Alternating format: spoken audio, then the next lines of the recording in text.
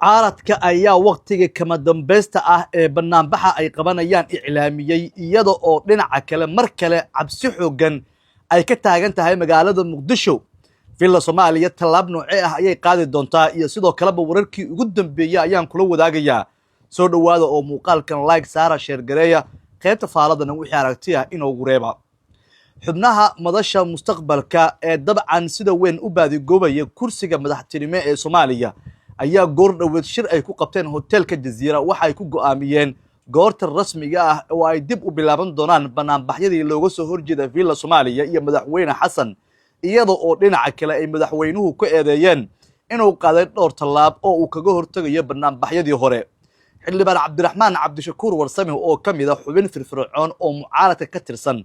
ayaa si cad u sheegay in 4 Juun maalmaha ciida kadib la qaban doono banaanbixii xubnaha madasha mustaqbalka ay ku baaqeen inay dhacdo maalinkii Sabtiga ahayd hase ahaatee ay u baaqdeen wada hadallo u socda Villa Soomaaliya iyo mucaaradka oo xindaabka xalana ka socday. mar kale ayaa uu xildhibaanku sheegay in banaanbaxan uu dhici doono 4 Juun waa maalmo kadib marka laga soo laabto maalinta Ciidul Adha waxaana markaas kadib la filayaa in xubnaha madasha mustaqbalka ay hogaamiyaan banaanbaxyo waaweyn oo gilgila magaalada Muqdisho kaas oo looga soo horjeedo madaxweynaha muddaxileedkiisu dhamaaday haddana sharci darada ku jooga Villa Soomaaliya ee Xasan Sheekh Maxamuud. inkastoo xubnaha mucaaradka weli ay shaki weyn ka qabaan qabsoomidda banaanbaxan iyo sida ay suuragalka ku tahay in laga adkaado Villa Soomaaliya iyadoo banaanbaxan uu dhacayo haddana waxa ay iclaamiyeen in banaanbaxa uu dhici doono 4 Juun hase ahaatee waxa la isweydiinayn in xubnaha dawladda ay talaabooyin military ay qaadayaan si la mid ah sidii ay toddobaadyo ka hor sameeyeen kadib markii ay si weyn u diideen banaanbax xubnaha mucaaradka ay horkacayeen kaas oo la filayay inuu ka dhaco ilaa iyo dhowr goob iyadoo markii dambena Villa Soomaaliya ay go'aan ku gaartay in banaanbaxas uu ka dhaco Stadium Konis hase ahaatee xubnaha mucaaradku ay ku doodayaan weli in xitaa Stadium Konis loo diiday laguna adkaystay in banaanbaxas la baajiyo.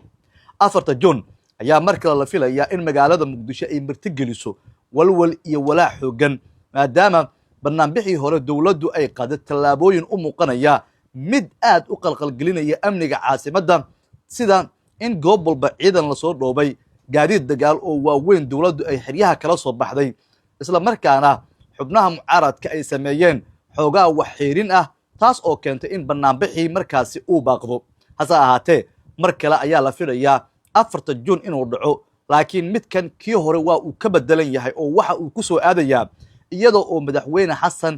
muddaxileedkii dastuuriga ahaa wadar ogolkana lagu ahaa uu ka dhacsan yahay xubnaha mucaaradkuna waxa ay doonayaan in talaabooyinkaas ay ka faa'iideystaan si beesha caalamka loogu muujiyo awoodda mucaaradka loona tuso in madaxweyne Xasan Sheekh Maxamuud muddaxileedkiisu uu dhamaaday xubnaha mucaaradkana ay qaadi karaan talaabooyin ka bedelan midka banaanbaxa oo hadda ay iclaaminayaan. si kastaba ha noqotee Cabdiraxmaan Cabdishakuur Warsame ayaa si cad u sheegay in banaanbaxyadu ay socon doonaan ilaa iyo madaxweyne Xasan laga saarayo Villa Soomaaliya lagana hor istaagayo damaca guracan ee ku aadan doorashooyinka qof iyo codka ah ee guddiga iyo sidoo kaleba xubnaha guddiga lagu eedeynayo in gacan saar ila leeyihiin madaxweyne Xasan Sheekh Maxamuud.